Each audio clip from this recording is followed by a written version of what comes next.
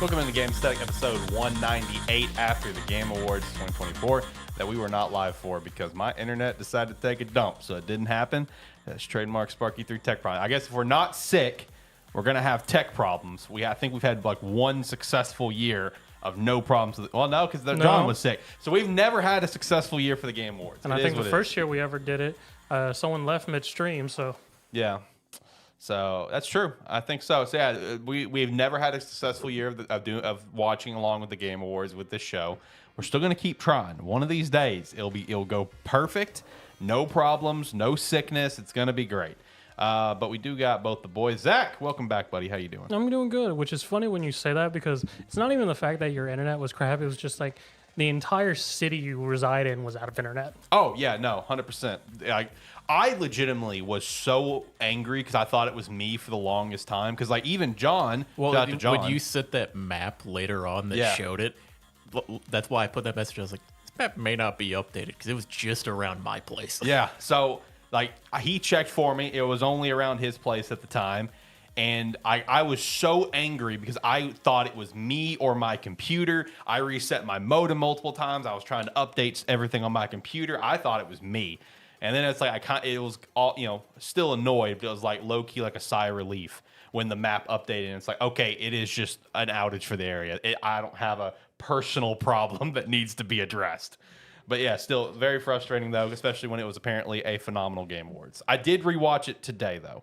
So I did everything that I missed. I did rewatch it. I still think it's funny from John's comment to me where John was just like, man, it was a great Game Awards till you showed up. Now we got Last of Us and Lego. No shit. Like after watching it today, that is a 100% accurate. Like I show up with these guys in the call to hang out, and it's like we immediately get Last of Us, which I hate Last of Us Part 2, and then we get Lego Fortnite. Yeah. So and we may not have had the stream may have crapped out immediately. Yep. For us. But me and Zach had a great time just Oh sitting yeah, there no, it hanging was out, fantastic. watching it. See, I was so jealous. I wanted to be part of it, but it is what it is. I was able to join at the end. But yeah, no, Game Awards was something else. A lot of big announcements. A lot of honestly, a lot of holy shit announcements just from the fact of like, wow, that's coming back. That's coming back. This is happening. This is happening. It's crazy. Hindsight of a lot of the games that are franchises that are suddenly coming back, if you notice, a lot of them are Capcom properties. Yeah, Capcom for sure. Capcom decided they were going to do something again. Capcom committed to we're going to do slot machines. Now they're done with the slot machines. It's like, all right, let's go back and do this, dust some stuff off. Yeah, it's like, hey, I know we've kind of made our money off of, just like Resident Evil and Monster Hunter nonstop. Yeah, let's do some other stuff again. Does this mean Mega Man's on the horizon? That's something to think about. But they definitely dusted off a lot of properties, and had some big reveals out of them. Well, they got the ability to go back and dust all that off now because, I mean, here in a couple months we got Monster Hunter Wilds coming out, which is going to satisfy a lot of their player base for a long time. Yep, exactly. Heck, half the new Capcom games coming out, there's a whole generation of people who play games who don't even know these titles. No, big facts. They're people like us that obviously gonna watch. Oh shoot, Okami. Oh shoot, Onimusha, whatever. And then there's gonna be so many new players that's gonna see this. Like, what is that? It's like they may know at least of Okami because it's been ported up and it's hailed as like this incredible title. But like Onimusha is just like what's Onimusha? Yeah, no, Onimusha's been dead. Yeah, that's been a long time dead. So yeah, no, a lot to go through at the Game Awards here today. I will touch on some Indiana Jones. I did get to play some of it throughout this week. I've had a really busy week, so I didn't get to play very much of it. And then a pretty small weekly wrap-up, because honestly the news this week was all just Game Awards related. So I'm pretty much going to be a Game Awards show, and we'll make our way out of here. Make sure to check out the Patreon down, link below. We'd appreciate that extra support.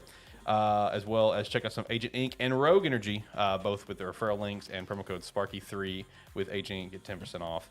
I actually got my Rogue here today this time. Hey, I figured it was going.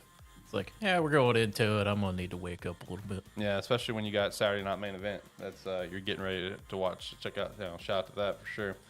Also, shout out to our upcoming schedule as well. We will be live next week where we will do our Gamesthetic Games of the Year. Whether if it's a bracket or a list, I don't know. We'll figure that out off the show. I don't know what we'll do. Then we'll be on a break for the 28th for the holidays. We'll be back on January 4th, our first episode of the year, for episode 200. And honestly, one of my favorite episodes to do every single year, and that is the outlook of gaming for the year and our predictions. Shout out to John for finishing 2024 with a winning record of 7-6 on his predictions. I think that's the first time someone's got a positive record. If we did these mid-year, I would have cleaned up. Yeah, cleaned up house. Yeah, I had like maybe everything I was talking about middle of the year that came out and happened was like probably 80%. Yeah. Right. But yeah. Usually I go like 4 for 12. Yeah. Alex took that one this year.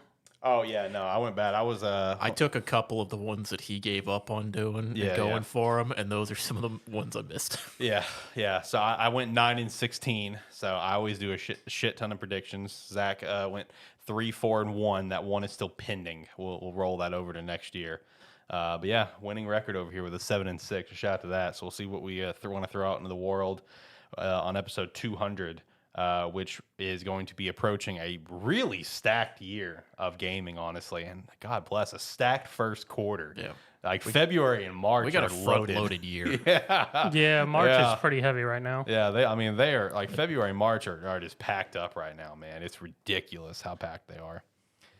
But I mean, overall, boys, how we feeling? I mean, Game Awards, a couple days passed. I mean, it was a great show for you right out of the gate. Right out of the gate. Show was made for you with the pre-show. I always like pre-shows. Yeah. Who would have seen that one coming?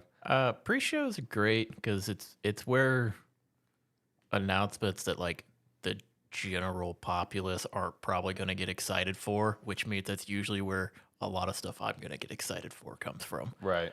But yeah, no, pre-show is great. I went back and I started looking through a list last night, or actually it had been this morning when I was going back looking through it just to refresh myself on it. Yeah, it's good. Yeah, big game I was looking forward to. I figured they were making, but I hadn't kept up with it for a while. That being Solasta 2. Yep. I was very excited for that. I love Solasta. Right. I wish I could have been in the call whenever she said, Solasta. I wish I could have been in that call just to hear your reaction. Oh, no, it was great because I was like a second or two ahead of John on his stream. I went, oh, Solasta? And he went, Solasta? Yeah. I was still playing PoE at that point, and I just paused, and I'm like, okay, let's take a look at this. And then I was just getting excited because, yeah, no, like I said, it's like, so I love Solasta. I've probably played through it 10 or 12 times. And this just means we'll play through it a few more times. Yep. And that has been a Gamestead Game of the Week. So shout out to that. And I'm sure Solasta 2 will make it on that list one day as well. I do want to give another shout out to a game from the pre-show, Shadow Labyrinth. That Pac-Man, that Pac-Man inspired that weird Metrovania Pac-Man game. That looks awesome, dude. I mean, they said it was going to be going in a different direction than usual, and went because John and me were watching that and we're going like, what is happening? And at some point we saw like the first things of clips, we both went, Pac-Man? Yeah, we're just we're watching Pac-Man on the screen go through everything. We're going, this can't be Pac-Man. Oh yeah. I mean, props to because that's Namco, right? Yeah, Bondi's doing that one. To taking one of their IPs and just fully flipping it from family friendly to Metrovania dark. Yeah. Like I watched that trailer back this morning, and it's like I remember it sticking out to me last night, but I watched it again this morning, and I was just like, that looks sick, man. I want to play that. I mean, from that trailer, it looks solid. Yeah. It's just having to wrap your head around it's Pac-Man. Right. Yeah, that's the thing. That's the thing to kind of wrap around. I love seeing those situations where you take an IP and just take it in a completely different spin, because it helps keep it fresh, and that's just like that's fresh. What do you mean fresh? Well, it keeps it fresh for the IP. I mean, they didn't even just keep it fresh. They just went full blown. Hey, here's a whole new product. Yeah, keeping it fresh would be like a new version that has like some, to me this is a new little version. bit This new is a whole, stuff. This isn't a new version. This is a complete 180. 180, thrown out the window. See, well that's this I guess is how a I'm 180 defining after fresh. it's jumped out the window and fallen down a few flights. More or less how I'm looking at Dark Labyrinth is this is them going, this is possibly what Pac-Man's going to look like for the next generation. Yeah, yeah. And in terms of that, because all I can think of, like, because the weirdness that is Pac-Man games and the 3D ones is just, I assume the bosses are going to be the ghost. I'm very curious how they're going to do that. Why are you possessed by some dark sphere that has to eat up cute little round balls? And is it going to devour your soul at the end? Right. Those are a lot of great questions, and I can't wait to find out because that is slated for next year. Yeah. Yeah. Okay.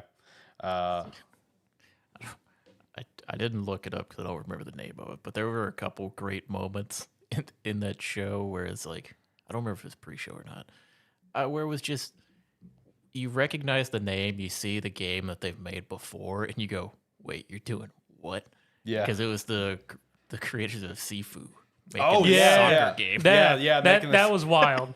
Yeah. God, what was it called? I have it in the show notes. Yeah, I know you had it in there, but I didn't look it up before. I was just thinking about it, and I'm like, me and Zach were both going, you're making what? Oh, rematch. Yeah. Rematch. Yeah. It's like, you're making what? Yeah. I mean, I trust you with whatever you're doing. True, but true. But it's still just like, oh, well, that's Because, I mean, interesting. watching the trailer of Rematches, they fully integrated their combat system into soccer play. Yep. So, I mean, what John said while we were watching, he was just like, this may not have a very large community, but once people get going, it'll be probably very entertaining to watch high-level play, even mid-level play of that game. Yeah, true. Also, for the pre-show, shout out to the meme continues of once again, Nintendo did not win Best Family. As per usual, that's the Nintendo category where they had 3 nominees and did not walk away with a dub. It went to Astrobot, so shout out to that. I mean, if you're gonna lose it, if you're gonna lose your own category, though, you might as well lose it to the one that's fucking sweeping the show. True. Which also, just speaking of, I mean, what's everyone's thoughts on Astrobot winning Game of the Year? I tried to say that I thought it was a possibility, but I was still pulling for Wukong. I mean, I would have been I was pulling for Wukong. Yeah. I mean, it's good for them. I mean, true. The thing is, we all know that it's like a judges panel with like critics and stuff voting for the winners of a lot of these. That game was made for them.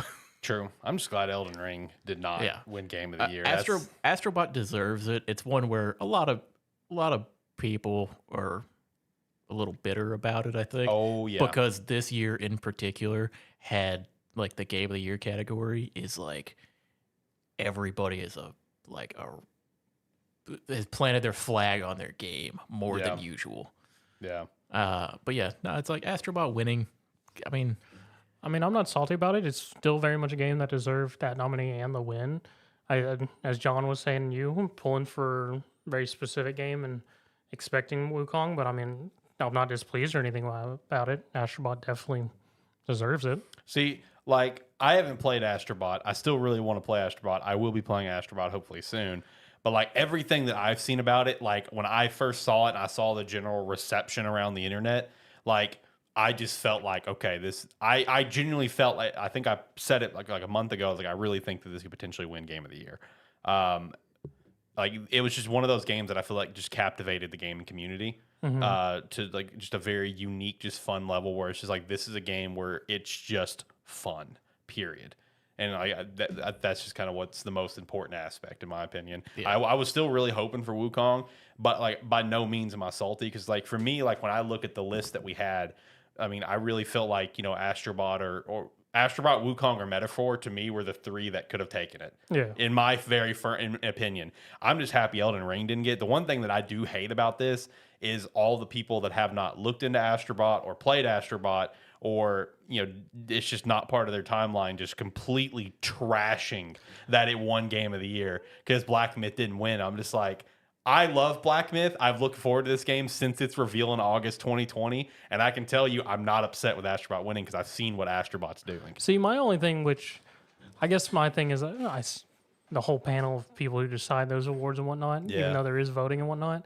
My thing with it that I felt like would have kept Astrobot from winning was just the fact that it was a PS5 exclusive. I mean, I know PS5 is one of the best-selling consoles currently, but it's stuck on one platform. Right. But, hey, that obviously did not stop it. So. Right. Also, you naming your 3 games that could take it, doing a real disservice to Balatro. Balatro. It won a lot of The rewards. game that came out of nowhere and with one dev took the world by storm. on mobile. But yeah, no, Astrobot it deserves every award that it's won.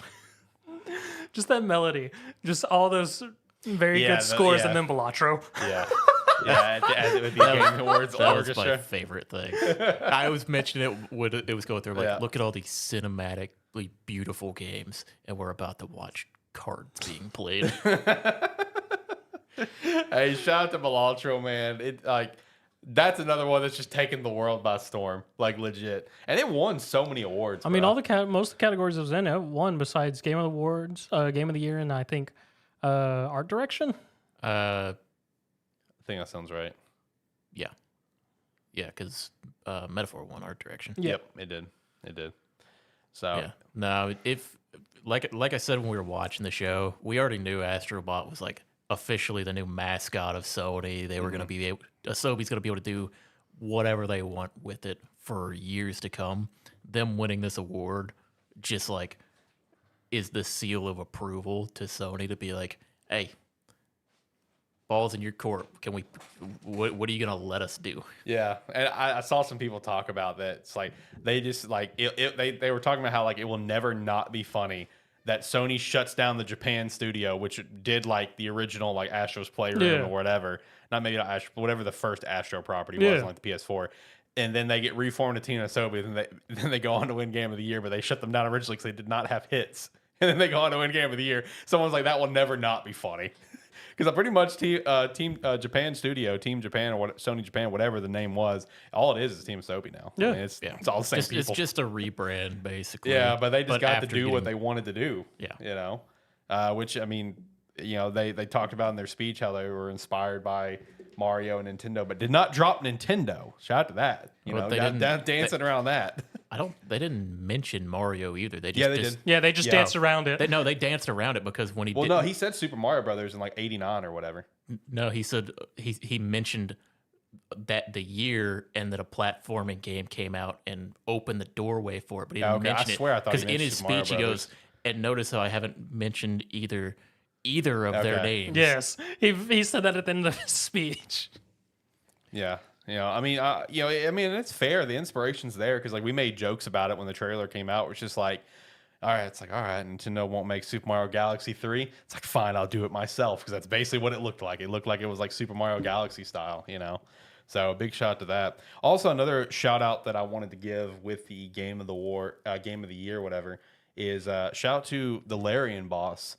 You know, coming up and, you know, doing the initial, like, you know, roasted the entire community. He did. And that's what I loved, dude, because he straight up just roasted everyone and just put everybody across gaming on blast of, like, you know, What, on social media? No, during his speech. During his speech. I guess I clocked out during that. His speech was all about how the games nominated for Game of the Year aren't made for monetization or a cash grab. They're made for the players and the love of the game and development and everything. Basically just bashing the whole concept of how a lot of AAA developers make games. Yeah. Where everyone's just around, like, just making money. And, like, he kind of really dialed into, like, we as game developers need to make games that we want to play. Something that hasn't been done before, kind of thing, right? Versus just making something that's going to make money. Yeah, I guess I partially clocked out during. No, I remember go listen to it. I remember he that roasted everyone. I remember that moment of him saying games that we want to play. Exactly. Yeah, go listen to it. He roasted the entire. I mean, and he's not wrong because the list of this game Game of the Year, games of Game of the Year, are all very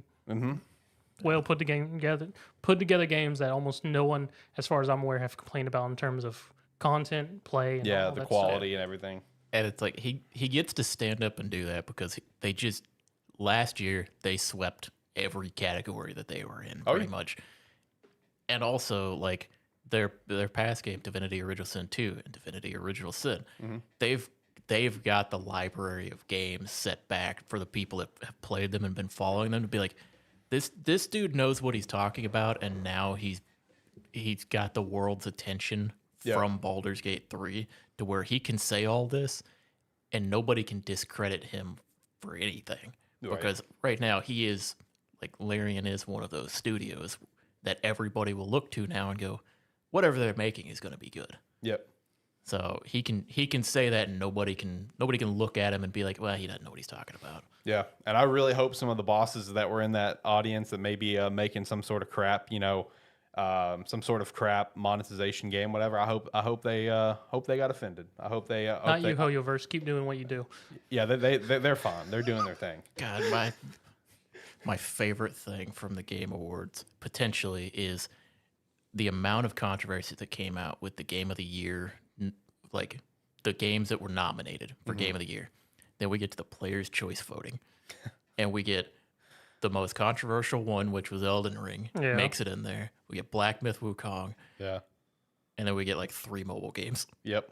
And were they all gacha games? Yeah. Yeah, like the Wuthering. It was Wuthering Waves, Yeah. Zenless Zone Zero, and Genshin Impact. Yeah. It's like, okay, here we have the one single player game that everybody loved this year. We have the big DLC of the year, and then we have the 3 gacha games controlling the universe right now. Basically. 2 that came out this year, 1 that's been going strong. Yep. It's like that's what people are interested in right now. Yeah. Pretty much. Yep. So shout out. Also, as we continue to go through the announcements and stuff, I do have like all the award winners here. Are there any particular award winners that you want to shout out? Because I've got 2. I do want to shout out the performance. Elena, she is the first 2-time winner at the Game Awards. She also won back with Hellblade 1. So shout out to that. And then shout out to the brand new award, the TGA Game Changer. That probably, in my opinion, from watching the show again, that was probably got the biggest pop out of that studio, out of that theater. I think that got probably like the biggest pop was that TGA Game Changer thing. And I'm glad that, this is like the first year for the Game Awards where, Jeff was upfront and honest where he flat out said, with everything, like with the layoffs and shit, it's like we've even had, like, I've had a bad time of figuring out the right way to kind of address it kind of thing.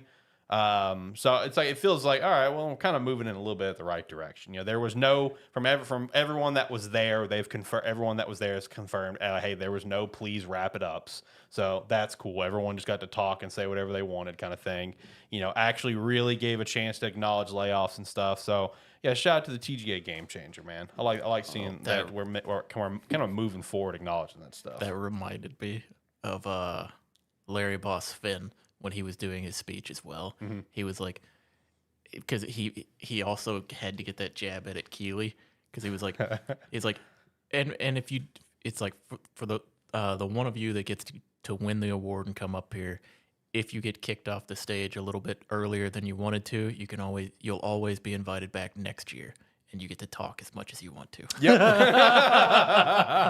Yeah, I caught that too. That was nice. Yeah. That was great. There was a couple that I wanted to shout out here in particular.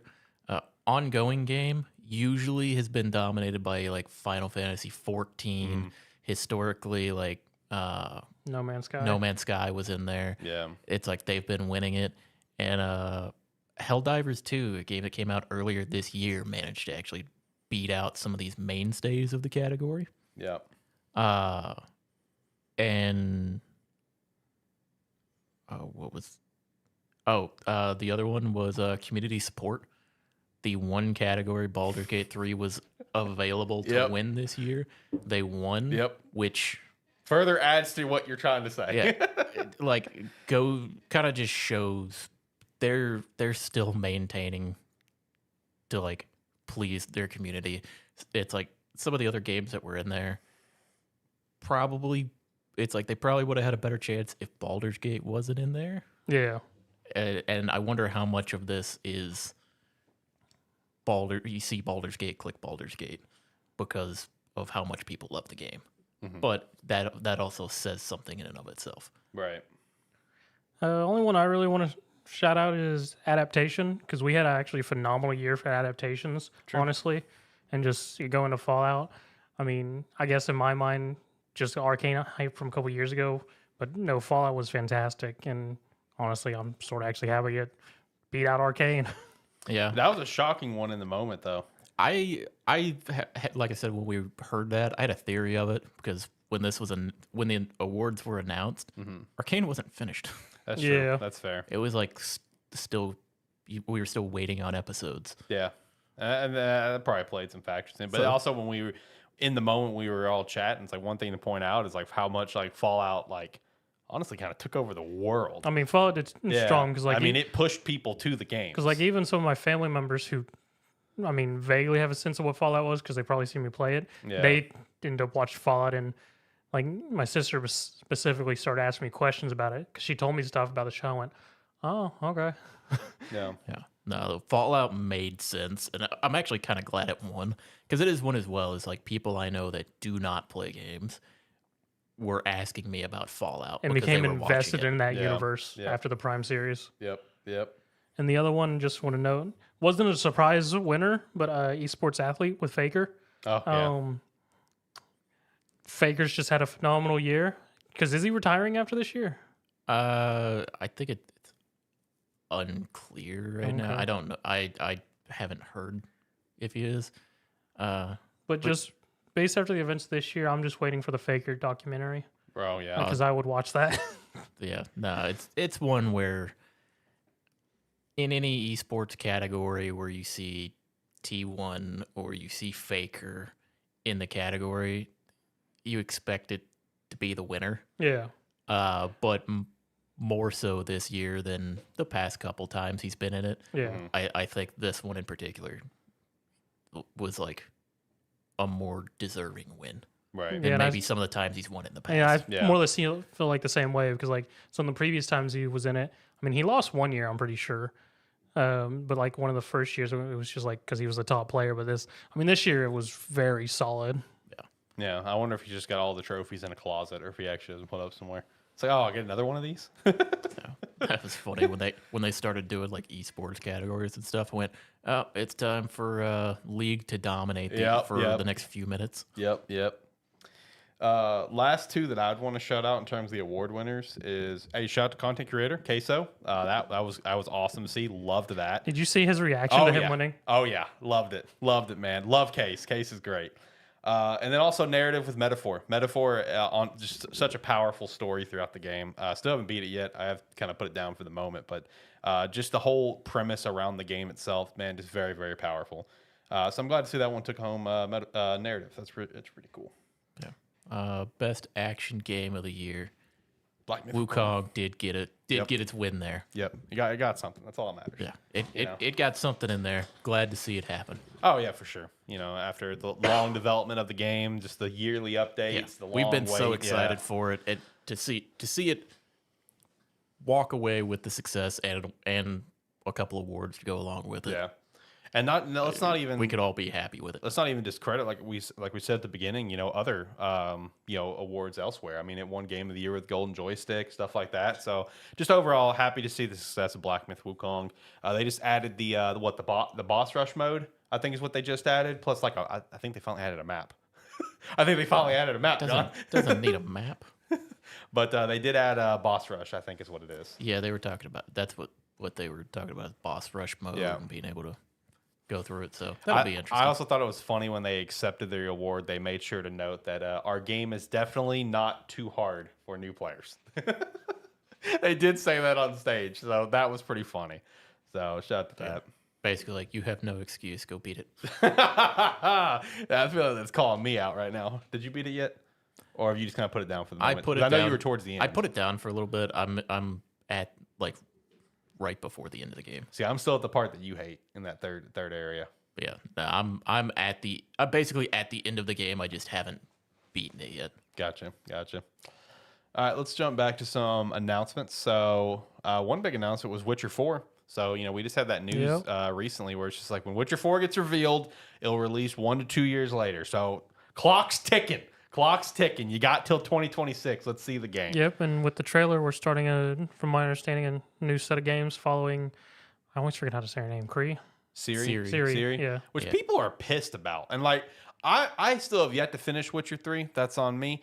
But like I don't see where the anger's at because like to my understanding, Witcher 3 ends setting her up to be the next character. I've seen some videos and like articles really diving deep Yeah, into like details in the trailer that contradict like that ending of Witcher 3. So it could just be something where it's like it's happening. It's like it's gonna happen. We're getting Ciri there. Yeah.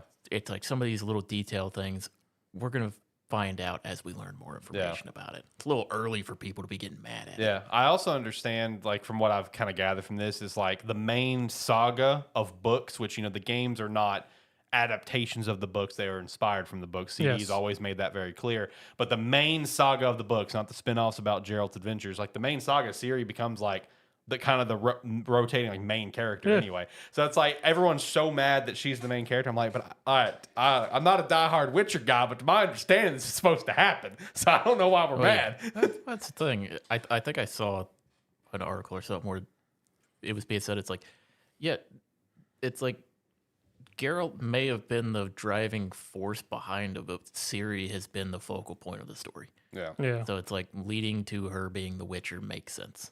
Yep. We also got a new Elden Ring game announcement. Standalone game, not expansion. Okay, have you looked into this to see what it actually is? Night Rain. This thing's fucking weird. Yeah, I've kind of gotten like a lot of people seem kind of about it, but you know, I'm obviously excited. But it is, from what I understand from like article and a couple videos I watched of people talking about it, it is essentially a 3-player co-op sort of roguelite boss rush where you kind of drop in to a big open map and like boss rush your way, and you pick a final boss that you have to beat, and it's like this weird mixture of like roguelite / closing circle time limit type thing to beat it. So it sounds extremely weird, but FromSoft hasn't really missed yet. True. So maybe it just sounds weird, and by the time we get there, it'll look perfectly fine. Yeah. I was about to say, I mean, watching the trailer and all the gameplay it was in it, I mean, still looks solid. I mean, it's all different weapon types and whatnot for people to mess around with, some new traversal stuff. So I don't see why it would be initially bad. I think it's just because it's so Different. such a different concept, and it's one where, it's like this is clearly kind of a smaller scope game for them. Yeah. So it's like, and they're actively working on like 2 or 3 projects right now. Oh yeah. So it's like maybe they just wanted to have some fun with it, and they're like, here's a little interlude. This isn't like a main game for you to spend all of your time in, but here's something you can hop into every now and then and have some fun with. Play with a friend or two. Yeah, it's like hop in with your buddies, play it for a little bit, and then we'll see you in a year or two. Basically. Which, you know, a lot of people are gonna be excited about. A lot of general excitement around it, you know, because of how much Elden Ring took over the world. So, you know, we'll see if that gets nominated for Game of the Year next year. It can be a stacked year, but you know how much Jeff loves Elden Ring. Let's see. Next up was an Entitled project from the creators of Ico, Shadow Colossus, and The Last Guardian. Not a lot of details on it. It just looked really interesting. All I know, it's going to hurt people's hearts. Yeah, 100%. And kill people emotionally. Oh yeah, 100%. I mean, that immediate vibe, I feel like I got that. You know, whatever the devastation is, that was kind of counting out. Whatever that devastation is going to really shatter some people's hearts.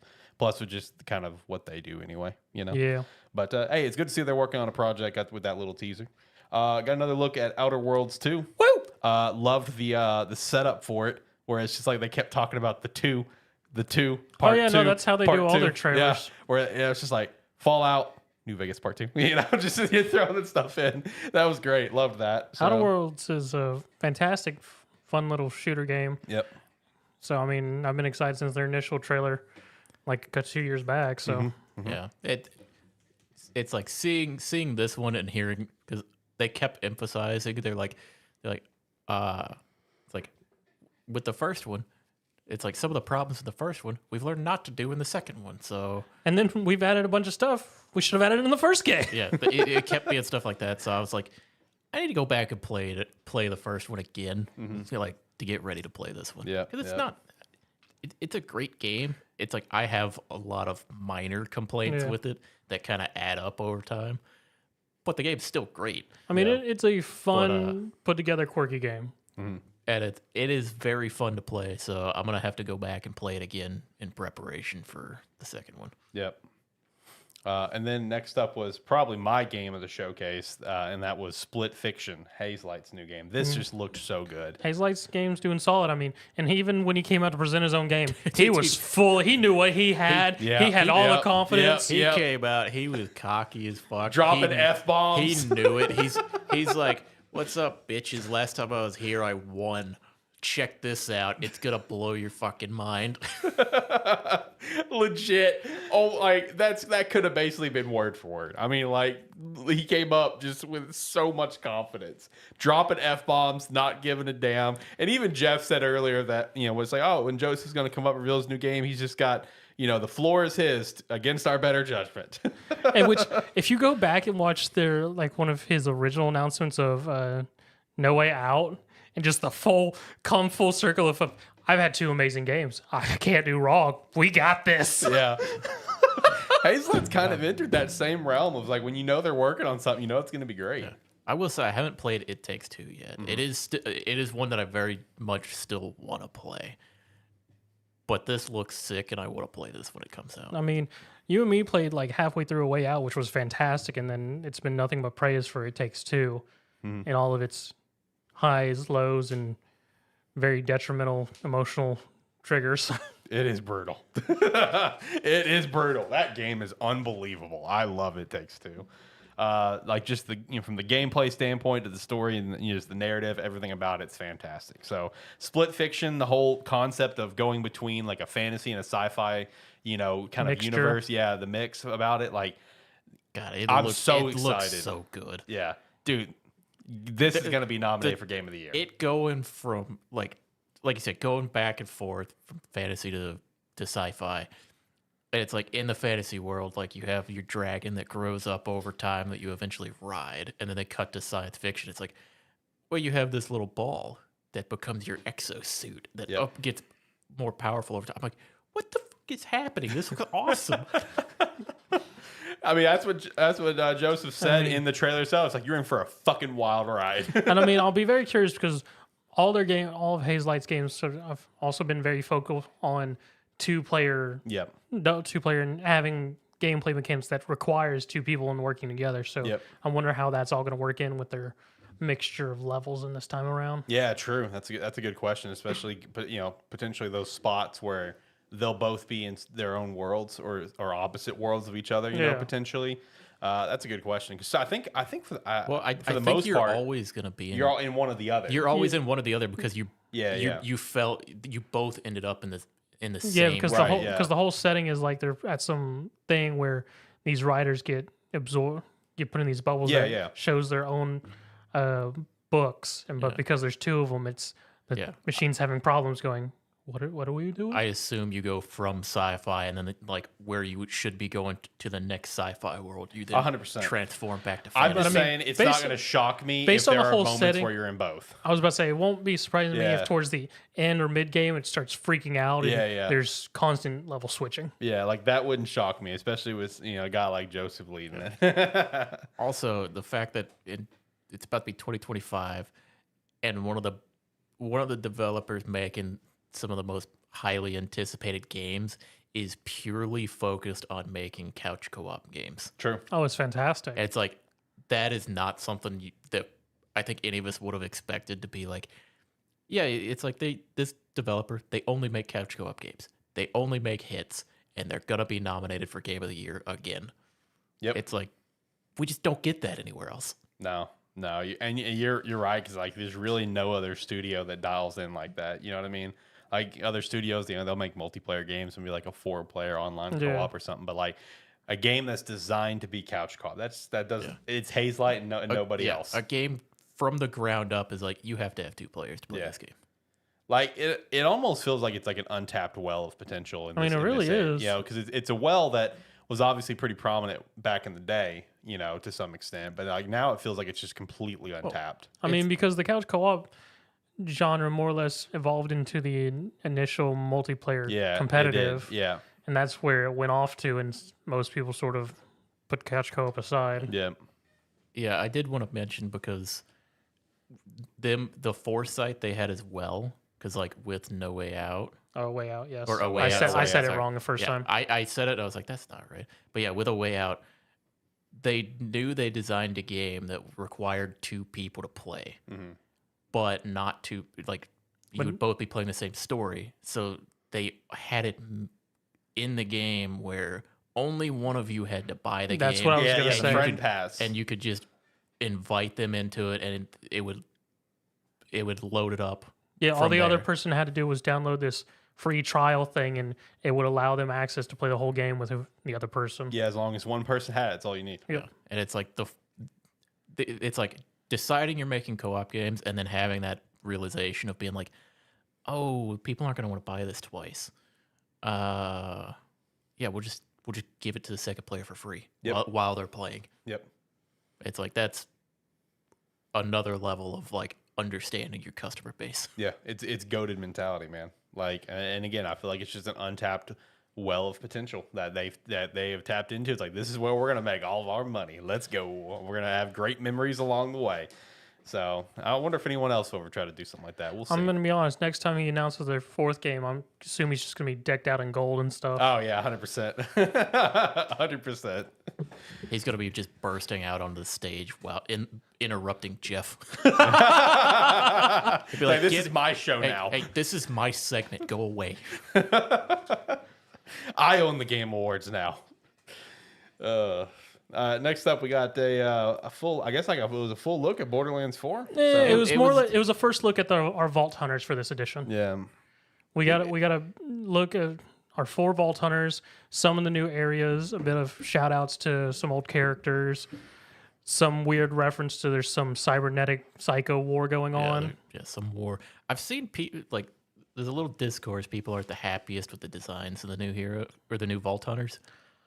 They look kind of basic. People like I've seen some complaints. Yeah, initial look at them, there was no distinct qualities like we're used to with our Vault Hunters because I could not even take a glance at what any of them do. Yeah. Versus any other Vault Hunters, I'd be like, okay, I would assume they have something to do with this or whatever. Yeah. Because it didn't even look like there was a siren amongst them this time around. It didn't. I kind of assumed when it cut to the guy standing up on the, like, kind of overseeing the war that had the psycho mask. Yeah. I half assumed that was going to be the siren. Well, that'd be some sort of deep lore thing because it's in Borderlands lore, sirens can only be female. I know. It's like, but when it was just the shadowy figure, I was like, is this going to be the siren? Because so far I couldn't see one. Which I take that back. I don't remember if one of the twins from 3, I know it was able to gain the powers of the siren. That's what I thought. But they stole the power. Okay, that's what I thought. Okay. It's one where we saw a little bit. We didn't get to see a whole lot. It could be interesting. I was a little more interested in this trailer than I was when they announced Borderlands 3, so that's a plus. Yeah. There you go. So we'll just have to wait for more information. I was about to say, honestly, this trailer was more or less just like a full aesthetic look more than anything, because we honestly really didn't get a whole lot out of it besides Vault Hunters, and there's a war going on currently. Mm-hmm. This was like the first like official reveal though? No. We saw the there was the initial burning reveal, which had the psycho mask and that. Well, I guess what I meant to say is this was the first like trailer we got. Yeah, okay. Because before it was just like we saw the reveal. psycho mask and knew that it was Borderlands 4. And we got a glimpse at the hand of what becomes our gigantic robo psycho lady. Oh, okay. Gotcha. Because that's how that trailer started, was more or less picking up sort of almost a leave off of where the reveal trailer was. Mm-hmm. Another one slated for next year. Loaded year. Next up, we had RGG. Yeah, then we had back-to-back Zach wins, bringing back Virtua Fighter of all goddamn fighting series. We were so confused while this was happening because Virtua Fighter did not even cross my mind because I have not seen a Virtua Fighter in years. Mm-hmm. I mean, it looks great. Like it was just kind of like cinematic stuff that we saw.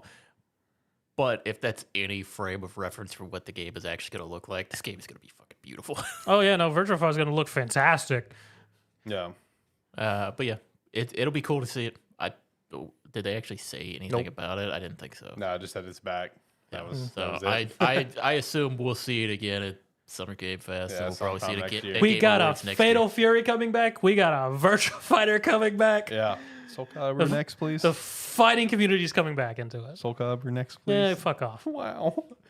You also got Project Century. That looked This interesting. game looked insane. Yeah, that looked looks wild. Yes.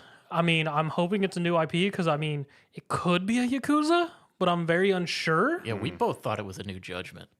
Yeah, but by the end of it, no, it's too brutal for Judgment. Yeah. I'm really not sure what RGG's cooking with Project Century. It looks fantastic. The overall bit of like gameplay we saw seemed very fluid in terms of fighting, in terms of just weapon use, hand to hand, and all that fun stuff. Yeah. Which I can only assume it's not a Yakuza, seeing as they've said that most of the Yakuza are going to be going towards like RPG maybe for the while. Mm-hmm. But yeah, I'll be curious what actually see what this project's official name ends up becoming. Did they put a year on this? I don't think so. Nope. Okay, that's what I thought. Besides Century. I God. I kind of expect it to not be tied in directly. Like, if anything, it'll be like an old school, like secondary game, kind of like Judgment was. Yeah. But I don't necessarily think it's gonna be tied in with it. I mean, they gave us Ishkin, which was technically, it was Yakuza-like, but it was a different offside story with Yakuza skin on it. Yeah, this isn't Yakuza, but it's all the Yakuza characters. It's a Yakuza reenacting a historical drama. And It's like we wanted to make something else, but we've only designed Yakuza characters. we only got these character models on hand. And then we got the wildness that was Hawaii. So Yeah. I mean, this could be a look at where the Dojima clan started. Maybe. Lots of possibilities, I suppose. I mean, but generally, just I feel like what you're saying, just the hope, just be like kind of a new IP. That would be my initial thought because it has no real draw or tie-in that could be to either Yakuza or Judgment, at least at first glance, besides the combat being a very much updated and upscaled version of Yakuza combat, which much more fluidity and overall hand-to-hand combat. Yeah. Yeah.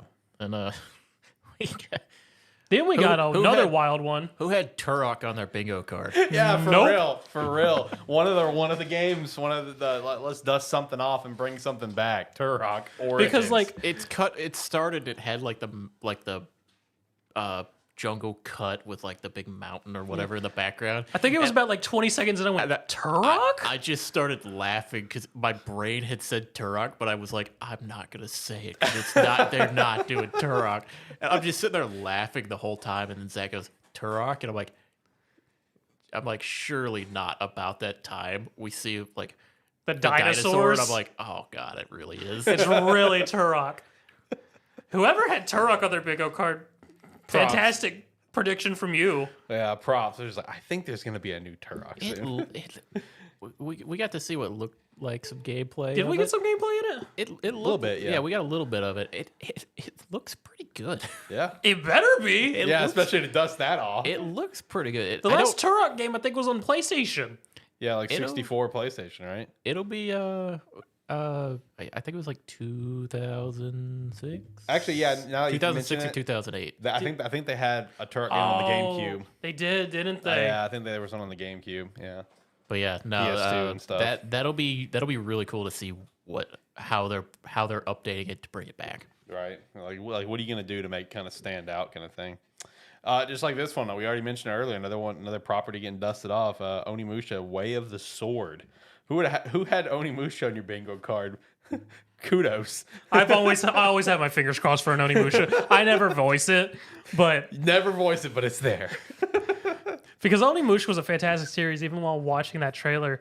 After the trailer, actually, I mentioned John was like, if you go back like to the original Onimusha, you could sort of see initial like gameplay ideas for future Souls-like games.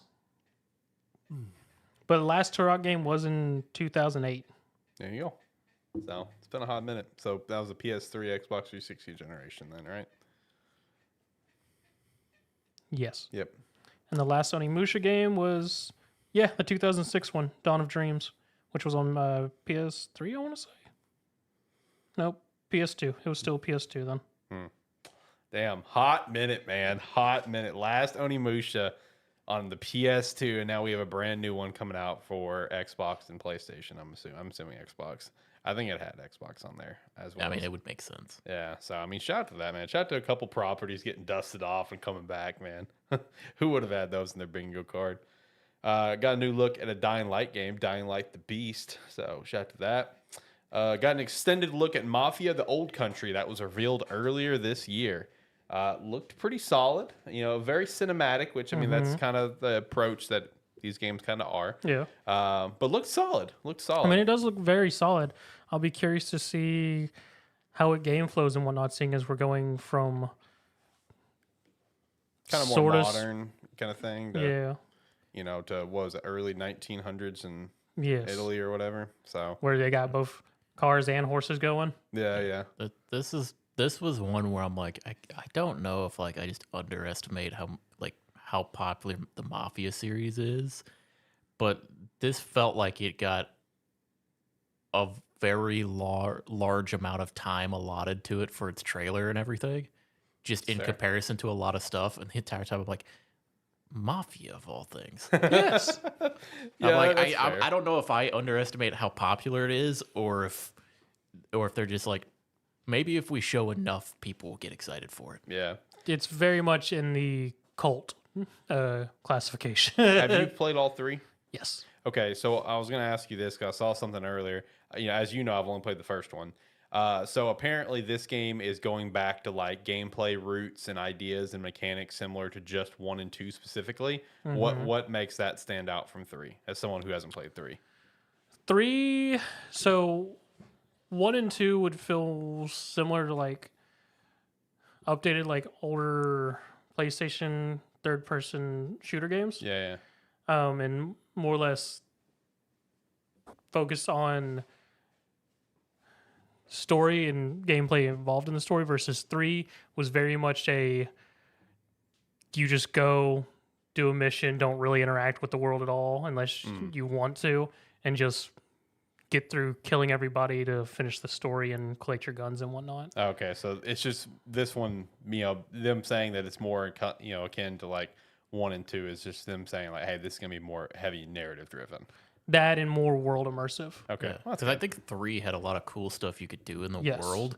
It was just there was no reason to do it. Correct. Okay, gotcha. Yeah, versus 1 and 2, there was very much a reason to interact with the world and the cities they had created and whatnot. Gotcha. All right, I'm following. Well, shout out to Mafia: The Old Country. It's going to be currently a summer release. That'll be a good summer title. Yes, it will be. Yeah, that'd be a really nice summer title to throw in there. And we get fucking Crimson Desert. Look at it. This looks so good. God, I've been waiting on Crimson Desert This for a looks long nothing time. about this game. We saw a little bit of it maybe earlier this year. It was earlier this year.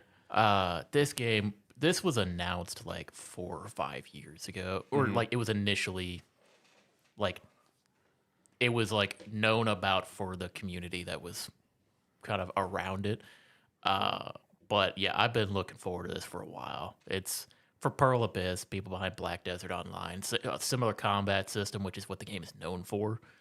So very, very excited to see more on it, and it looks really fucking cool. This is why I haven't heard anything about Dokev. They've been working on this. I got really distracted by the start of, I'm assuming, Saturday Night. It was really bright flashing lights. It was. And I saw the bright flashing off your face, and I'm like, where is that coming from? I can only assume that's going to be very interesting to watch on the video. I could see the reflection of it in his glasses. I was like, what is that? I was trying to not get distracted, but it was really bright. But shout out to Crimson Desert, though. The revealed, like not the reveal, but the trailer they did earlier this year looked incredible. This looked even better. Like, I have not played Black Desert, but like the trailer that I saw earlier this year immediately got me interested in this game, and this trailer further delivered me being very interested in this game. It looks great. Yeah, the thing with like Black Desert and going into Crimson Desert is combat is gonna be king. Yeah, it's like Black Desert has such a fluid, fun combat system that people wanted to. Because Crimson Desert originally, I think, was supposed to be just like a PvE focused Black Desert expansion. MMO. And then Black Desert incorporated a lot of PvE stuff into Black Desert Online. So then they just rolled this into, I believe, a single player experience with the similar combat system and that. So very much looking forward to this. I've been excited about this. I've been excited to see information about this game for years. Right. Yeah, I mean, it definitely stands out. It's one of the standouts of the show. For me personally, it'd probably be like my second favorite thing from the show behind Split Fiction. You know what my standout is? What's that? Dispatch. Dispatch looks so good. Especially after rewatching the trailer today, I'm just like, this just looks fantastic. I mean, this is very much feels like Telltale Games vibes, and a very good Telltale because it's by the team. Okay. It's the team that did Wolf Among Us and the Borderlands Telltale games, which are both fantastic choice-based driven games, because Telltale's from the Borderlands is still one of the highest rated Borderlands games, funny enough. And then Wolf Among Us is a fantastic adaptation of a comic, which actually led to me reading that entire comic series. Yeah, that Wolf Among Us was one of my favorite of those style of games. Yes, it was very well done. But yeah, very, very much looking forward to So Dispatch is very interesting with the whole superhero mechanic of, and you're going to be dispatching heroes to do stuff, then having these choice-based conversations with your colleagues and whatnot. Hell of a cast, too. Oh, voice cast? Hell of a cast. Oh, no, it's funny that Charlie Moist Critical, that people say he voiced the Batman, and he's just denying it. Yep. Yeah, like I saw the clip of where, it got to the exact point where he's just like, you gonna eat those Twinkies, whatever. I'm gonna eat those Twinks. Yeah, and he's like, that's not me. Like, I don't know who that is. It's like name pops up, Moist Critical. That's not me. No, that game got put on the wish list. That game looks great, man. I'm excited for that one. Then, like we mentioned earlier, Okami sequel. Shout out to that. Hideki Kamiya is going to be the game director with his new game company, whatever it's called. I can't remember off the top of the head. But, he left, I think it was like, what? Didn't he leave Platinum just earlier this year? It was kind of a big talking point, whatever. So, yeah. Yeah. And then formed his own thing. And now here we are collabing here with Capcom. To do Okami. A sequel for it. So, and of course, in natural fashion, which it should, literally immediately after this, the Okami HD remaster was going on sale everywhere for like $5. So it's like, go play the game, guys. Go play the game. Get ready. Get Okami. Go piss on stuff. Yeah. This is one of those ones, like the Okami sequel. Really cool to see it. Yeah. But this is one of I'm assuming those instances where that we've all complained about over the past few years, mostly me and you. At least of the three of us here, where it's like we see this ain't coming out for a long time. No. Oh, no. And it's like, yeah, it's cool to see, glad to see it, but also, did we need to announce it potentially 4 or 5 years before it's gonna come out? Yeah. Here's the funny thing: out of all the dusted off Capcom properties, did any of them have an actual release date? I don't think they did. I don't think they did, actually. I think it's Capcom more going, hey, look at all this stuff we're bringing. We're back in the game. It's like, hey, look at all this stuff we're bringing you. We're making games again. Go play Monster Hunter. Yeah, go play Monster Hunter. Hey, don't worry. There's going to be a Resident Evil 9 coming out soon. Yeah. But just know, this is coming at some point as well. We got more stuff. We're not like Ubisoft. Yeah, we're not going to focus on two things all the time. You're going to have stuff to play when you finally get done playing Monster Hunter. Yeah, because, Capcom really did just kind of dial it in where it's like, well, you're going to have Monster Hunter Resident Evils nonstop, and on the rare occasion, we'll give you a Mega Man game, I guess.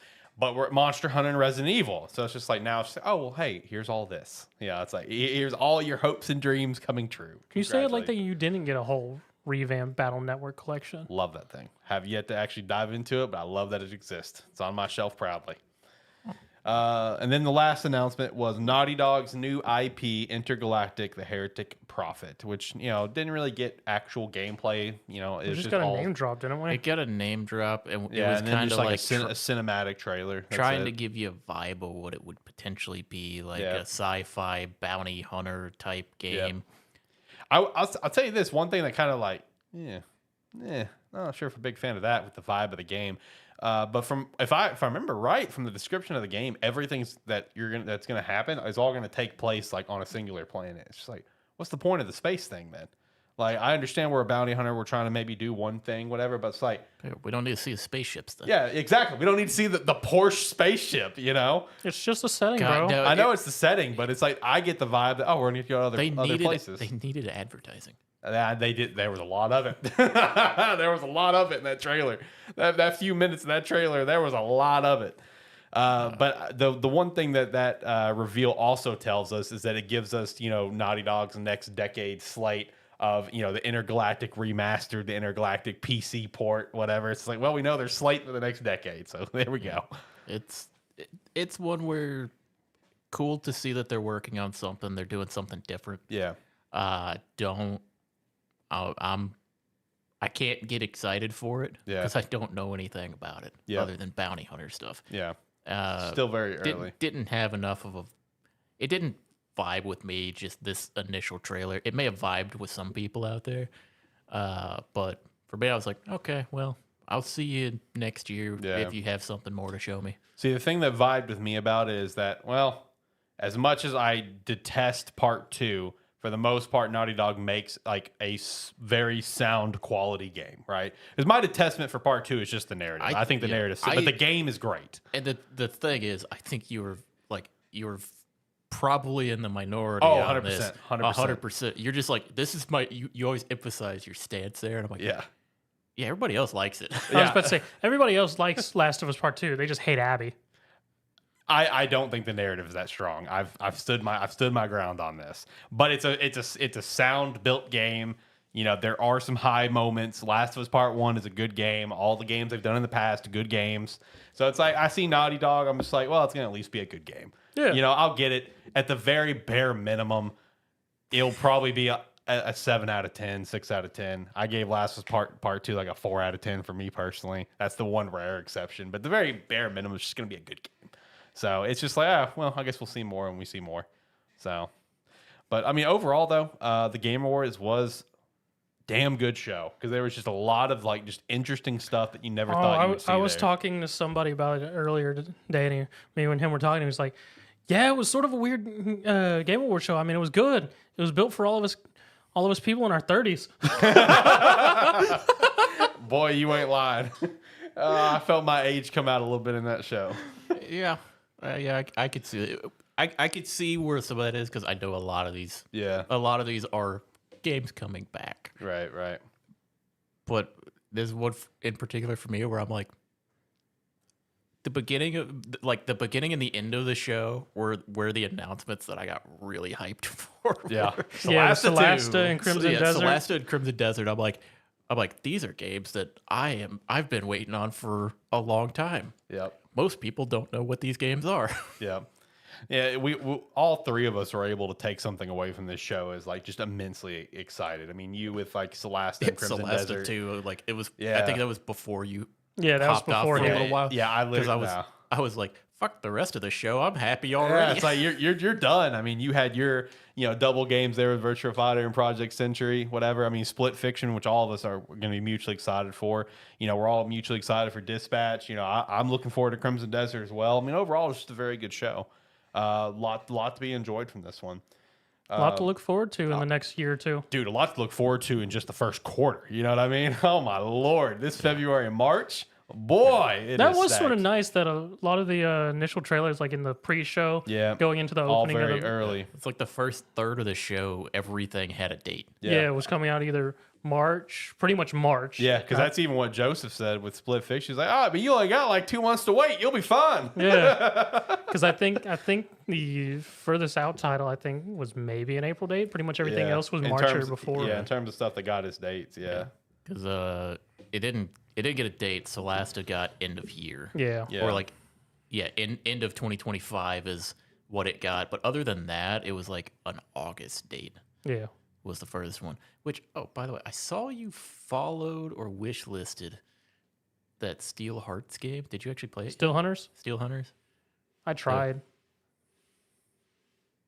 What does that mean? I got to update my PC again. Oh. Okay. I tried to play it. That's a weird mech fighting Yeah. game, right? I mean, it's an open beta until the 23rd, so I figured I'd give it a shot. I tried to play it, and my computer went, oh, yeah, you don't got enough memory for this. I started looking at reviews for it. Apparently, it's a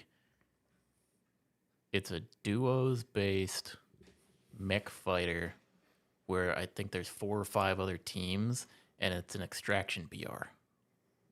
Interesting. And giant mechs. Interesting. Okay. I did see a downside to it, though. I haven't played it yet, but based on some of the reviews, it does have a pretty big downside for players trying to come in. I sort of figured it might.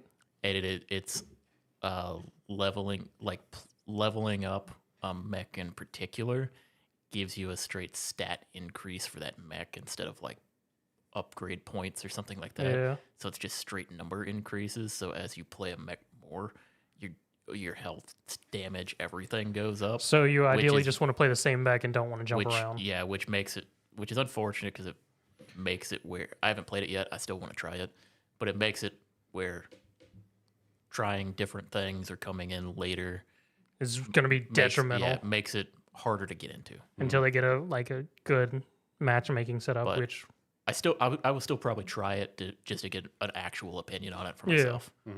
That's just from reading And- like reviews. that's more or less what I try to do, but I got to buy me some more memory again. So, Oh, what, RAM? yes, memory. Yeah. Gotcha. So with the Game Awards, I tried to pick out all the stuff that I thought was the biggest and our personal favorite. Was there any announcements that I missed? I've got like the full list in the show notes. It's Yes! a novel to go through. What did I miss? For me and my gotcha community, Oh, my bad, bro. we got to look at our first possible new character for Zenless after our big update in 1.4 we're fixing to get here on Wednesday, which is a character I fucking knew was going to come out. Because You were saying that when the trailer was happening. I knew she was going to be a character. there's way too many posters that with her face on it that look more detailed than all the rest. And then with 1.3 update, she's sneakily in public looking at the poster in an area where no one's been before. Because that was the first thing I noticed in 1.3 during the afternoon on 6th Street. She's just standing there. I went, "You're not normally here. Who are you?" And then we got our first look for Star Rail, our next planet, which is going to be starting with, from what Jeff was saying, 3.0, but we're just now in 2.7, so I guess 2.8 they're going to start it, I guess. One thing that you didn't have highlighted here is First Berserker. The Kazan, yeah. We got a extended cinematic trailer for it. Yeah. I saw the pre-orders went up too. Looks great. It's like this is one that I'm pretty excited to give a try. It looks insane. And then we also they are expanding the DNF universe again with another game. What was it? Dungeon Fighter Arad. Yep. Yes. I saw that too. So it's like that's kind of interesting to see happen. This is still wild to me how far DNF has gone. And then a game kind of, I guess, worth mentioning. I wasn't really expecting to see, but it looked decent, and as long as they made it good, I can forgive what appears to be kind of the branding behind it. But we did get the Game of Thrones RPG. Oh yeah, Yeah. It King's looked, Sword or whatever. yeah, it looked decent. It's a kind of a little late for a Game of Thrones big RPG to come out. For the They- first part of Game of Thrones. Yeah, for that features, we saw most characters From or the most like HBO show. Yeah. most like pivotal characters from like the first or from Game of Thrones itself. So it'll be interesting to see how it plays. It kind of looked like you just play a character, An insert character. like an insert character. Hopefully like you're kind of doing your own thing while everything else is going on, and not kind of just like altering the timeline. Here's a character that's just happens to be there during all of these events. It'd be more interesting if it was just like, hey, you got some shit going on, but you're gonna get interrupted by this story over here every now and then. So interesting to see it. Yeah. I guess one random announcement that I want to give a shout out to, because they made it out to be such a bigger thing than it was the Sonic Racing. Because I was in the call with you guys for that one. It's just like, this property's come back with, with this next big game. It's like it started to open up, and Zach's just like, what racing game is this? And we saw Shadow like unlock the car. It's like, Sonic? I'm like, that's random. And even Jeff was laughing about it.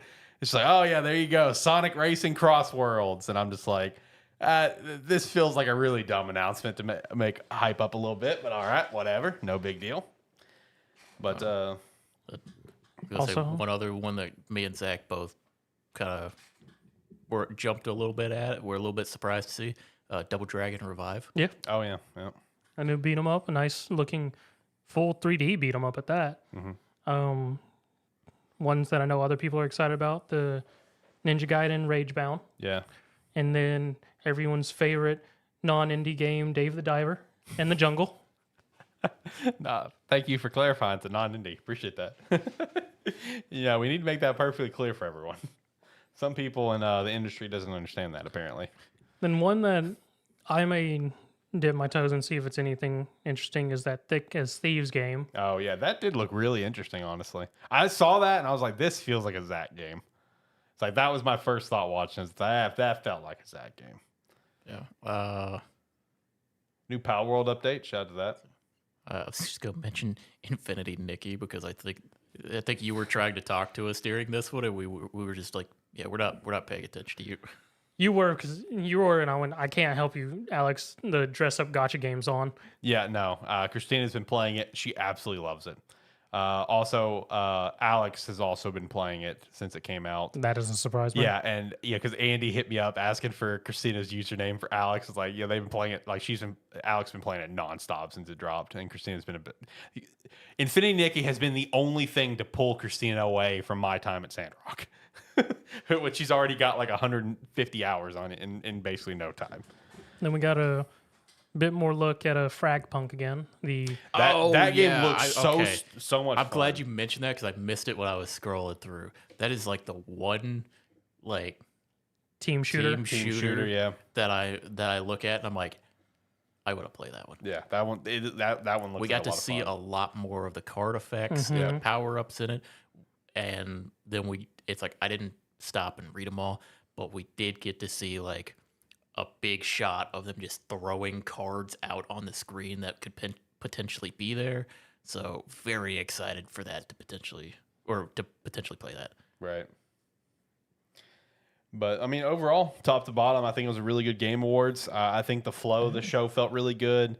Match one is done. Who was it? Sammy and McIntyre.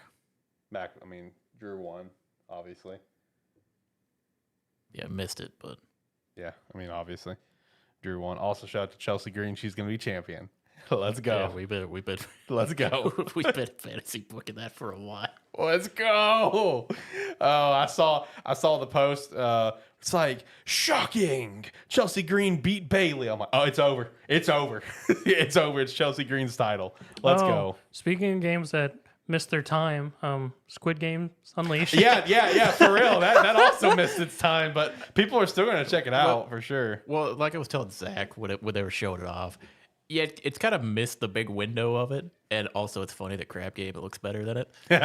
But they're timing the release for this to be right before season 2 comes out. Good timing, at least. So yeah. I guess in that regard, yeah. So and it's going to be a Netflix game, so people that'll be on Netflix looking for it, can go to the games and they'll see Squid Game there, which might make them just jump in and play it. True. What letter grade would you guys give the Game Awards this year? I'd give it an A-. I was gonna say B plus. I'd probably go B plus just because it was a very front-loaded showcase. If it finished like I don't have the big connection to Okami or that, but if it was and like the big Naughty Dog reveal at the end, while cool to see, is kind of nothing for the moment. Yeah, it's a nothing burger. But so yeah, I'd say B plus. First like half of the showcase, I would give like a high A. Yeah. But it kind of petered off there for a little bit. Like we got a little too much nothing in the middle. But still, overall, great showcase. Yep. Probably the best one we've had. Yeah, no. For the 10th anniversary, I mean, he nailed it. I mean, he got a lot of good reveals, even if some of the really cool ones are pretty far off. It was still just, I guess it helped for the hype of the 10th anniversary. So shout out to that. All right, let me shout out both of our sponsors real quick. Let me shout out Rogue Energy. Use the referral link down below, promo code SPARKY3 to get 10% off your order, whether if it is the hydration line, the chill, or the energy line, tubs or cans. They're all fantastic. We recommend them all. Again, that is promo code SPARKY3 to get 10% off. If you got a better promo code going on, no big deal. Feel free to use it. But if you still want to use the referral link, you're still going to help out the brand. Then also make sure to check out some Agent Ink with the referral link down below. You can pick up one of our hats or jerseys. You can also go over to sparky3shop.com to also pick up some merch there as well. 3 cam. Boom. I don't think I'll touch on Indiana Jones. Not a lot to touch on. I mean, I've only played probably about 3 hours of it. It is really like you got to be. I feel like you got to be a fan of the property. I was going into it with the mindset of, can a non-fan become a fan? Not really. I mean, it's okay. The puzzles aren't super difficult, though. The game is beautiful. I'll say that up front. Like even the first little prologue game is beautiful. I just don't think it's for me. But yeah, I see a lot of people are excited and having fun with it. So if you're an Indiana Jones fan, you're gonna like the game. Shout out to that. All right, let me hit through the quick weekly wrap up. Hit Gamestetic Game of the Week, and we'll get out of here. So the first thing I had is I saw this. It was a comment on Twitter that someone was kind of going through talking about like all these Xbox games coming over to PlayStation eventually and stuff like that. And just Corden timed in. This is a guy that kind of has like the insider beat on a lot of stuff. He said the era of Xbox having permanent console exclusives is over, which I can definitely see that with the kind of the strategy they've gone for. So it almost kind of feels like the approach that Sony's taken with PC ports, where it's like there are Sony's, granted in Sony's case, it's like, okay, we want to optimize it for PC, which never ends up working. But their public stance is, they still want you to play it on PlayStation first. And it kind of feels the same thing with Xbox. Like we want you to play on Xbox first, but it's just going to end up coming to PlayStation anyway. I don't know. It's just kind of an interesting approach. The permanent console exclusives being dead for Xbox, especially for your heavy hitters, that just feels like we're just going to really just end up killing the box that is Xbox. You know what I mean? Well, like the brand, that will remain. But the console, not seen? This is an Xbox. I know. This is the Xbox. I know. It's like they've said before having it's like they're going to keep making a new console. Yeah. They're going to keep making them, but they're more focused on giving you the game. They want you to play it on Xbox, whether that be your phone, laptop, computer, whatever it is, handheld device or anything. They just want you to play it on something that runs off of Microsoft, runs the Xbox launcher and everything. That's what they care about. Yeah. And what they prefer to happen. If you just wait it out and eventually play it on PlayStation or whatever, then it is what it is. But yeah, as far as waiting around to play something on Xbox, I don't care. It's like I'm probably about to start my Game Pass back up because there's a bunch of games I want to play. Yeah, true. So I'll be back on my Xbox, whether it be my actual console or PC client or whatever, but yeah. I'll be back playing a bunch of Xbox games soon. Right. Especially got some new ones coming out. I'm looking forward to Avowed in February. Granted, you'll be busy with Monster Hunter and I still want to play Avowed. It's like I'll be bouncing around quite a bit on what I play. Yeah, true. Also thought this was really interesting. I saw this and I saw the video. I saw the clip. I saw the clip on the website. I've seen it all. It's all out there. I've seen the link. And I look at this. I'm just like, Man, I feel like you're just trying to pick a fight is what you're trying to do. D-Brand CEO showed players what the Switch 2 looks like with their cases that are in development for the upcoming Switch 2, and flat out confirming and saying, yeah, the device that's inside the case in our little graphic, that's the actual design of the Switch 2. I feel like you're just trying to pick a fight with the wrong. You're trying to pick the wrong fight right now. Because I mean, it's still up. I checked before the show out of curiosity. You can go to D-Brand's website. It's like /switch-2. That's their URL link, and it shows off this new case that they're going to be releasing for alongside the Switch 2. It's like, I feel like you're just trying to pick a fight that you're not going to win. Yeah. Godspeed. We don't mess with Nintendo. Yeah. Really shouldn't. And, it's so funny because it's like, dude, like left and right, the Switch 2 is just getting leaked nonstop. Whether if it's now this D-Brand's full cup case, whatever. I've seen leaks for the silicone case from another brand. I've seen the Joy-Con leaks. I've seen those already. I saw one person on Reddit, which take this with a grain of salt, claiming that they actually have Switch 2 in hand from a distribution warehouse. It's just like everyone's just like, Nintendo, where you at? I mean, are you gonna just go ahead and reveal this thing? Like when are you revealing it? Because it's already out in the world, and it really is. Like the Switch 2 is everywhere right now. I'm talking like every side of the damn console. We've been able to see it. So it's just like, all right, Nintendo, just go ahead and just reveal it. It's already out there. We've already seen it. Just go ahead and show us an official reveal. Speaking of just Nintendo, though, I thought this was super interesting. I don't think this will be with the Switch 2.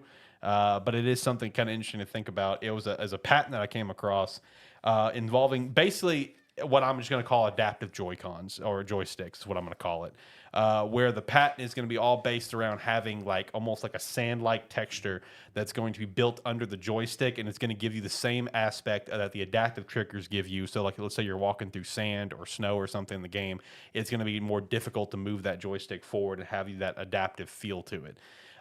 So just thought that was a really interesting patent. I saw the full patent and the full, super long breakdown of it. I just gave you the TLDR, but if you want to go dive into it, definitely do so. It looks really interesting. Will it be the Switch 2? I say probably not, but it could be something in the future. Maybe like a Pro Controller or something. Who knows? Either way, it seemed really interesting. Lenovo could also be announcing a Steam OS handheld soon. Unannounced handheld PC with a Steam button appears online ahead of CES 2025. I've also seen some other stuff that Steam could really be trying to kind of get out there into the the physical gaming space more than they already are with the Steam Deck. I saw there's been like some rumors and leaks of them maybe trying to do like another box console again, which that would be crazy if we did that again after how much the first one flopped. But yeah, doing some and also trying to push Steam OS to be a more standard OS outside of the Steam Deck. I've seen a lot of reports on that, so it's kind of interesting. Also, with Assassin's Creed Shadows, apparently they're going to release with a canon mode, allowing you to play the game without making any decisions. I don't see what's wrong about this, but I saw some people like bash this. I'm just like, I think that's fine for. It's an option in the game. It's not like in your face about it. It's not the default way to play. Like there's going to be a handful of gamers. It's just like I just want to play what the story is for what it is. I don't want to have to make choice. I don't think there's anything wrong with that. I don't know why this is getting bashed. Also, I'm glad they're adding this option for people. I mean, it's one of those where, like, if you're a big Assassin's Creed person, you play through the game multiple times. Yeah, it's like you may play through the game multiple times to do a bunch of different decisions and stuff like that. Why? What's the harm in this? This is the same thing as like adding an accessibility option for people who just want to play. 100%. It's like I want to play the game. I don't want to worry about it. Yeah. It's like I just want to play Assassin's Creed. Yeah. I don't want to worry about making a wrong choice somewhere. Yeah. It's also interesting because like there's going to be those plenty of people that's going to have that curiosity of, I wonder what is the canon choices. I mean, that's true. And I mean, my other thing with it is this is very much a good thing for them versus like Valhalla. Yeah. Where people spend over 100 hours playing that game before even reaching an ending. Yeah. At least with canon way to play, it's more streamlined, ideal, I would hope. Yeah. So more or less you're just doing mission to mission. Yeah. So like, I don't think there's anything wrong with it. I think like what John just said, I think it just adds accessibility, which is what we try to strive for in gaming these days. So kudos to them on that. And then the last thing I got, in terms of sales numbers, apparently Sonic Superstars was a disappointment for Sega. I can see that. Not a lot of buzz around it, even from like the mega Sonic hype fan I follow, Games Cage. Even not a lot of. I mean, obviously, he was excited, so was the Sonic community, but just not near as much of excitement as some of the other stuff that's come out. Like obviously, Superstars. So that was the multiplayer 2D Sonic game where you could play Sonic, Tails, Knuckles, and Amy, classic Amy, and it's basically going through Sonic 2D levels, and it was kind of chaotic when you're all on the same screen together. I mean, it seemed like an interesting title. I can understand how it may not have hit sales numbers, especially with just where we are in Sonic with, I guess, modern Sonic. Frontiers was, a success. The movies have been popping off. Honestly, after this one kind of being a little bit of a flop, I think Sonic Origins, both releases, the one at the actual anniversary year and the physical release the next year that I bought, I think those didn't sell super well either. I just don't know if there's really a place for classic Sonic right now. Everyone's kind of back on like, hey, modern Sonic's kind of thriving. So I could totally see classic Sonic getting benched for a while. Yeah. I think there is a very strong world for 2D Sonic and 3D Sonic to exist, like Mario or like Zelda. I think there's a very strong world for that. But I feel like at this point, Sega and Sonic Team needs to do something a little different. You know what I mean? Like spice it up somehow. Like the past couple is just. They've just been rehashes of the same things we've been playing for 30 years. It's like they need to kind of take almost the Mario approach with it, where it's like you make your big modern 3D open world kind of like game for it, and then in the meantime you make your new 2D version of it. Yeah, it's like, and then kind of alternate. It's like you can do two or 3 to 1, or if you want to, or just take some time off and not have them for a bit. But it almost seems like they need to do that, because it's more of like, hey, remember that Sonic you liked? Well, here, play it in a weird way. Yeah, exactly. And it's like, instead of doing that, you could have tried to make like a new 2D Sonic game. Yeah. And if you did that, it's like, although I'm not a big Sonic fan, I don't know how much the appeal for Sonic is out there. I don't know how many people are picking these up. But if you're going to keep trying to make new versions of the game or keep trying to rehash it or do something, like, as far as I'm aware, the Sonic community is there, but they're not the largest. Mm-hmm. So it's like, you gotta like make something good for them. Yeah. It's pretty strong, and it is there, but I definitely feel like it's just more so everyone's just, this is the same rehash stuff. I mean, like, to kind of provide a little, provide some facts to your argument, I feel like. I mean, the last couple times that they took, like, classic Sonic approach, right? This 2D approach, and made something new and made something kind of different, there were successes. I mean, you had Sonic Generations with the mix of the two. Yeah. Sonic Generations X Shadows, which even Shadow levels, while there's a lot of rehash Shadow levels, whatever, that are advanced, even the Shadow levels has some 2D parts that everyone loved with how they approached it. But then before that was Sonic the Hedgehog 4. That was like the multi-episode part in like the 360 or Xbox One era that was released digital only. Oh, yeah. Yeah, Sonic the Hedgehog 4, like, everyone loved that. So it's just like, while Sonic Origins is just like, hey, a big anniversary rehash of old games, and Sonic, Superstars is still pretty much those old games. I mean, there are some new levels, but just like, it's the same 2D, rehashed approach with a multiplayer spin. It's like, I mean, it's fun. It's a, fun little game to kind of hop into, but definitely feel like we need something new if you want to do a 2D Sonic. Like 3 or 4 years ago, or was it like, I don't know if it was a remake or something, but there was that Sonic Colors. Yeah, that was a remake. So Sonic. Yeah, it was just Sonic Colors, like remastered. Yeah, it was like at least like brought up and looked newer. Yeah. So that was just one of Sonic's like big 3D adventures that not a lot of people played, because at that point that was like the dark times of Sonic. That was on the Wii, wasn't it? Or Wii U? Yeah, it was on like, I think, no, Wii U was the Boom games. Okay. It was a Wii game. It was that era. So I mean, yeah, they brought it up. I have it in the house for PS4. So, but either way, so that one gets to share a limelight with Dark Knight. Yeah, it does. Hey, Dark Knight's fun. Dark Knight and Seven Rings, they're both like, I know they're storybook games, but they're good. Those are good games. So those are also ones that deserve a relook at some point. But anyway, I got shout out to that. Last thing is Gamestead Game of the Week. I'm gonna pass it to you. All right, here we go. He's actually got a game with him. Let's go. He brought a prop this time. So let's talk about Yakuza Dead Souls. The Yakuza game you're probably not going to play. You probably shouldn't play it. Not to undermine you. Yeah. So if you're playing Yakuza and you enjoy the Yakuza game and you're going, they can't do wrong. Take a look at this, baby. Yakuza Dead Souls. It was created during the time of the zombie generation where everyone needed a zombie game. So Yakuza made this. Now imagine your Yakuza game with all your fist fighting and weapons and whatnot. And now make guns and zombies. And think about it. They didn't make a system for shooting. This is their system for shooting. It's not great. It is a collector's item, though. But it's not great. So for this Gamestetic Game of the Week, stay away. Stay away. But it's Gamestetic Game of the Week. Oh, I love it. I love it. Oh, Jesus. All right. Any last thoughts, boys, on anything? Not really. I wanted to pose the question because we've got a lot of announcements. We got a lot of big, and we'll probably do this again in a couple weeks or something, or maybe at the beginning of the year. As of right now, what's your big standout game you're excited for next year? I think I was gonna say I think I know what it is for a lot of us, or at least one of them. So considering my answer is Expedition 33, and to back up that answer, they released online the deluxe edition exclusively at GameStop to pre-order. Already went to GameStop and pre-ordered it. So there you go. Did you get a special edition? Yeah. It's a deluxe edition, the Luminary edition. Do they not have a limited? It's only, no limited or collectors have been revealed. If they do that, I may cancel this pre-order and get that one. But yeah, it's the deluxe edition. It's $70. So fair price tag for me because it's a $50 game to begin with. Luminary edition. GameStop only, apparently. So I got that bad boy on pre-order, ready to go. What's yours?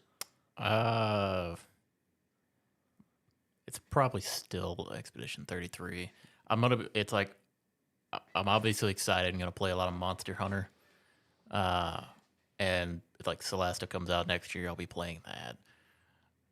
But Expedition 33 is probably the one still that, like, the trailer and everything, the more it's like any more information we get on it, nothing has hyped me up as much as that one has so far. That's fair. What about you, Zach?